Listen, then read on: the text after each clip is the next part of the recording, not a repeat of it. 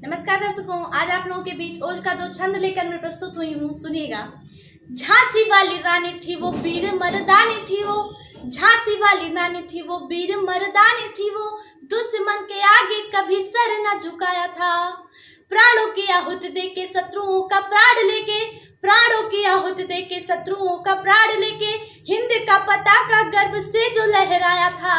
लड़ती वीर बाला सी चमक उठी ज्वाला सी, गोरों को छठी का दूध याद दिलवाया था।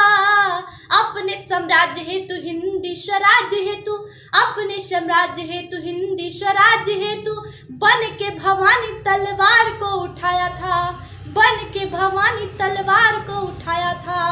बेटियों की दो पंक्तियां सुनिएगा, एक छंद। सुख रहे दुख रहे जग भी विमुख रहे, सुख रहे दुख रहे जग भी विमुख रहे, साथ परिवार की न छोड़ती है बेटियां।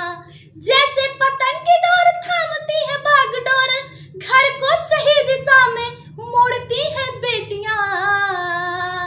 रहती है निस्वार्थ रखती नहीं है स्वार्थ, रहती है निस्वार्थ रखती नहीं है स्वार्थ, चादर दुख दर्द की ओढ़ती है बेटियां, चादर दुख दर्द की ओढ़ती है बेटियां।